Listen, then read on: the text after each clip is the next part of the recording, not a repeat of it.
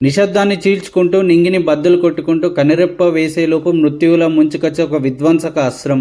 శత్రువుల గుండెల్లో రైలు పరిగెత్తించే ఈ బ్రహ్మోత్సవం పేరు బ్రహ్మోస్. భారత్ను ప్రపంచ రక్షణ శక్తిగా నిలబెట్టిన ఆయుధాల్లో ఇది అత్యంత కీలకమైనది. కానీ ఈ బ్రహ్మోస్ ఎలా పుట్టింది? దీని ఎందుకు ప్రపంచంలోనే అత్యంత ప్రమాదకరమైన క్రూజ్ మిసైల్లో ఒకటిగా భావిస్తారు? భవిష్యత్తులో వస్తున్న బ్రహ్మోస్ ఎంజీ ఎంత శక్తివంతంగా ఉండబోతుంది? ఈరోజు బ్రహ్మోస్ జననం నుంచి ప్రపంచవ్యాప్తంగా దానికి ప్రభావం వరకు పూర్తి కథను 1990 ప్రారంభంలో ప్రపంచ రాజకీయాలు పూర్తిగా మారిపోయాయి. సోవియట్ యూనియన్ పతనంతో ప్రపంచ శక్తుల సమీకరణ మారింది. అదే సమయంలో భారతదేశం కూడా కొత్త భద్రతా సవాళ్లు ఎదుర్కొంటుంది. దేశ సరిహద్దులో భద్రతను మరింత బలోపేతం చేయాల్సిన అవసరం స్పష్టంగా కనిపించింది.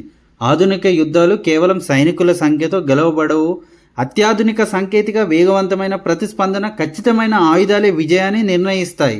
అలాంటి పరిస్థితుల్లో శత్రువులు గుర్తించేలోపే లక్ష్యాన్ని చేరుకొని అత్యంత ఖచ్చితత్వంతో దాడి చేయగల ఒక ఆధునిక షిప్ని భారతదేశానికి అవసరమైంది. ఆ సమయంలో భారత రక్షణ పరిశోధన సంస్థ డిఆర్డిఓ ఒక గొప్ప లక్ష్యాన్ని నిర్దేశించుకుంది.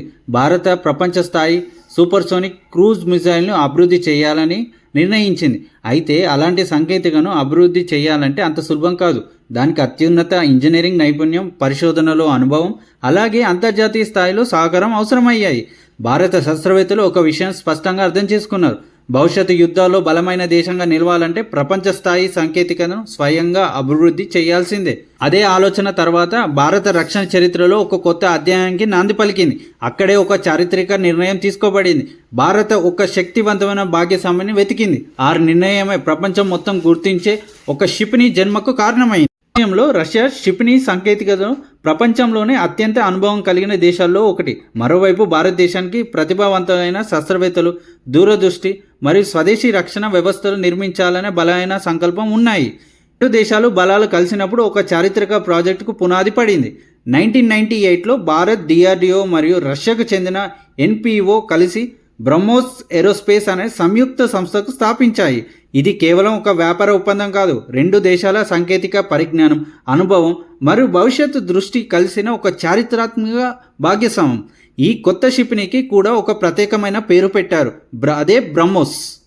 పేరులోనే రెండు దేశాల స్నేహం దాగి ఉంది. బ్రహ్మ భారతదేశంలోని బ్రహ్మపుత్ర నది, మోస్ రష్యాలోని మోస్వా నది నుంచి ఈ రెండు నదుల పేరు కలిస్తే బ్రహ్మోస్ అనే పేరు జన్మించింది. ఇది కేవలం ఒక పేరు కాదు, భారత్ రష్యా వ్యూహాత్మక భాగస్వామ్యానికి ఒక శాశ్వత గుర్తు. ఈ ప్రాజెక్టు వెనుక భారతదేశము ప్రముఖ శాస్త్రవేత్తల బృందం నిరంతరం శ్రమించింది. ఆ కాలంలో డాక్టర్ ఏపీజే అబ్దుల్ కలాం భారత రక్షణ పరిశోధనకి కీలక నాయకత్వం అందించారు. ఏళ్ల తరబడి పరిశోధన, వేలాది గంటల డిజైన్, అనేక పరీక్షలు, చివరికి 2001 జూన్ 12 భారత రక్షణ చరిత్రలో చిరస్థాయిగా నిలిచిపోయిన రోజు. ఆ రోజు బ్రహ్మోస్ తన మొదటి విజయవంతమైన పరీక్షను పూర్తి చేసింది. ప్రయోగ వేదిక నుంచి ఆకాశంలో దూసుకుపోయి ఆ క్షిపణి భారత శాస్త్రవేత్తలు ఎన్నో సంవత్సరాల కృషికి విజయంగా చిహ్నంగా మారింది. ఇది కేవలం ఒక మిజైల్ పరీక్ష విజయమే కాదు, ప్రపంచానికి భారత్ ఇచ్చిన ఒక స్పష్టమైన సందేశం. భారత్ కూడా ప్రపంచ స్థాయి అత్యాధునిక రక్షణ సాంకేతికను అభివృద్ధి చేయగలదు. కానీ బ్రహ్మోస్ను నిజంగానే ప్రపంచంలో ప్రత్యేకంగా నిలబెట్టింది ఏమిటి? దాని పేరు కాదు, దాని భాగ్యస్వామ్యం కాదు, అది అద్భుతమైన వేగం. మనం కారులో ప్రయాణిస్తే గంటకు 100 కిలోమీటర్ల వేగం గొప్పగా అనిపిస్తుంది. బుల్లెట్ ట్రైన్లో గంటకు 300 కిలోమీటర్లు పైగా దూసుకుపోతుంది. ప్రయాణికులు విమానం సుమారు గంటకు 900 కిలోమీటర్ వేగంతో ప్రయాణిస్తుంది, అంటే శబ్ద వేగంతో సమానం. కానీ బ్రహ్మోస్ శబ్ద వేగం కంటే దాదాపు 3 రెట్లు ఎక్కువ వేగంతో ప్రయాణిస్తుంది. అందుకే దీనిని మ్యాక్ 3 సూపర్సోనిక్ క్రూజ్ మిసైల్ అని పిలుస్తారు. ఈ వేగం వల్ల శత్రువులు స్పందించడానికి చాలా తక్కువ సమయంలో మాత్రమే లభిస్తుంది. కానీ ఈ వేగం ఎలా సాధ్యమైంది? బ్రహ్మోస్ ప్రయాణం 2 దశల్లో జరుగుతుంది. మొదటగా ఒక సాలిడ్ రాకెట్ బూస్టర్ మిజైల్ను అత్యంత వేగంతో ముందుకు నెడుతుంది. ఈ బూస్టర్ పని ఒకటే, మిజైల్ను ప్రారంభ వేగాన్ని అందించడం. కొన్ని క్షణాల తర్వాత బూస్టర్ తన పని పూర్తి చేసి మిజైల్ నుంచి విడిపోతుంది. దీనినే బూస్టర్ సపరేషన్ అంటారు. ఇక్కడి నుంచే బ్రహ్మోస్ అసలు శక్తి ప్రారంభమవుతుంది. ఇప్పుడు ర్యామ్ జెట్ ఇంజన్ పనిచేయడం మొదలవుతుంది. ఈ ఇంజన్ సాధారణ రాకెట్ ఇంజన్లా కాదు. ఇది అత్యంత వేగంతో లోపలికి వచ్చే గాలిని ఉపయోగించి ఇంధనాన్ని దహనం చేసి భారీ శక్తిని ఉత్పత్తి చేస్తుంది. అందువల్ల బ్రహ్మోస్ ఎక్కువ దూరం వరకు కూడా తన అధిక వేగాన్ని కొనసాగించగలదు. ఇంకో ప్రత్యేకత ఏంటి అంటే సీ స్కిమ్మింగ్ ఫ్లైట్ అని. సముద్ర ఉపరితలానికి చాలా దగ్గరగా ప్రయాణించడం వల్ల శత్రు రాడార్కు మిజైల్ను గుర్తించడానికి లభించే సమయం తగ్గుతుంది. వేగం, అధునాతన మార్గదర్శక వ్యవస్థ, ఖచ్చితమైన లక్ష్య నిర్ధారణ, ఈ మూడు కలిపి బ్రహ్మోస్ ప్రపంచంలోనే అత్యంత ప్రభావవంతమైన సూపర్సోనిక్ క్రూజ్ మిజైల్లో ఒకటిగా నిలబెట్టాయి. కానీ ఇంత శక్తివంతమైన మిజైల్ భారత్ ఎలా ఉపయోగిస్తుంది? బ్రహ్మోస్ ప్రత్యేకత ఇక్కడే మొదలవుతుంది. భారతదేశంలోని 3 సాయుధ దళాలు అంటే ఆర్మీ, నేవీ, ఎయిర్ ఫోర్స్ 3 కూడా బ్రహ్మోస్ని ఉపయోగించే సామర్థ్యాన్ని కలిగి ఉన్నాయి. ముందుగా ఆర్మీ ప్రత్యేక మొబైల్ లాంచర్ల ద్వారా బ్రహ్మోస్ను వేగంగా ఒక ప్రాంతం నుంచి మరో ప్రాంతానికి తరలించవచ్చు. అవసరమైన సమయంలో భూమిపై ఉన్న కీలక లక్ష్యాలపై అత్యంత వేగంగా దాడి చేయడానికి ఇది ఉపయోగపడుతుంది.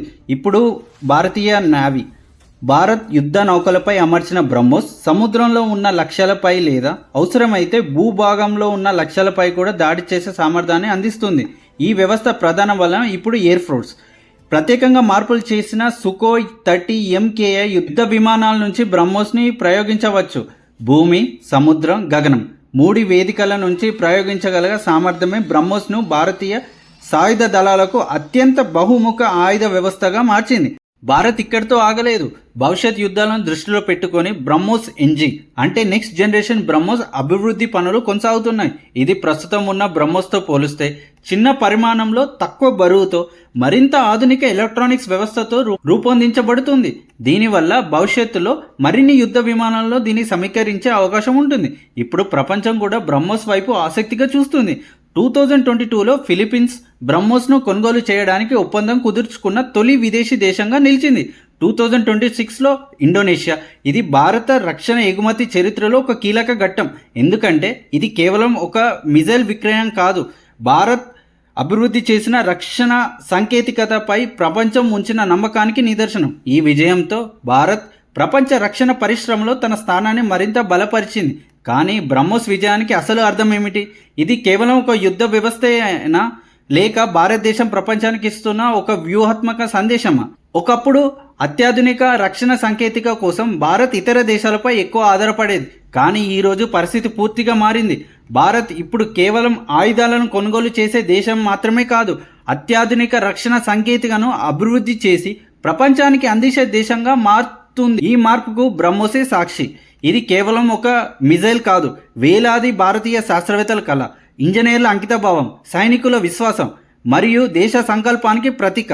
ప్రపంచ వేదికపై భారత్ రక్షణ పరిశ్రమకు ఒక కొత్త గుర్తింపు తీసుకొచ్చిన ప్రాజెక్ట్. ఈరోజు అనేక దేశాలు భారత రక్షణ సాంకేతికను గౌరవంగా చూస్తున్నాయి. స్వదేశీ పరిశోధన, అత్యున్నత ఇంజనీరింగ్ మరియు నిరంతర ఆవిష్కరణ ఇవే భారత విజయానికి మూలస్తంభాలు. భవిష్యత్తులో బ్రహ్మోస్ ఎన్జీ, హైపర్సోనిక్ సాంకేతికపై జరుగుతున్న పరిశోధనలు మరియు మరిన్ని స్వదేశీ రక్షణ ప్రాజెక్టులు భారత రక్షణ రంగానికి మరింత బలోపేతం చేస్తున్నాయి. ఒక ఆలోచనతో ప్రారంభమైన ఈ ప్రయాణం 2 దేశాల భాగస్వామ్యంతో రూపొందించుకుంది. శాస్త్రవేత్తల కృషితో ప్రపంచ స్థాయి సాంకేతికత ఎదిగింది. ఈరోజు భూమి నుంచి, సముద్రం నుంచి, గగనం నుంచి భారతీయ భద్రతను బలోపేతం చేస్తుంది. అదే బ్రహ్మోస్. ఒక మిజైల్ కాదు, భారతీయ సాంకేతిక శక్తికి ప్రతీక, భారతీయ ఆత్మవిశ్వాసానికి ప్రతీక. ఈ వీడియో మీకు నచ్చినట్టయితే ఈ వీడియోకి ఒక లైక్ ఇవ్వండి. మీ అభిప్రాయాన్ని కామెంట్లో తెలియజేయండి. భారతీయ రక్షణ, అంతరిక్షం, ఆర్థిక వ్యవస్థ, సాంకేతిక మరియు జియోపాలిటిక్స్ పై ఇలాంటి లోతైన డాక్యుమెంటరీల కోసం ఇప్పుడే భారత్ అర్థాయన అస్త్రాను సబ్స్క్రైబ్ చేసుకోండి. బెల్ ఐకాన్ను తప్పకుండా నొక్కండి. మరో ఆసక్తికరమైన భారతీయ విజయగాథతో త్వరలో కలుద్దాం. జై హింద్.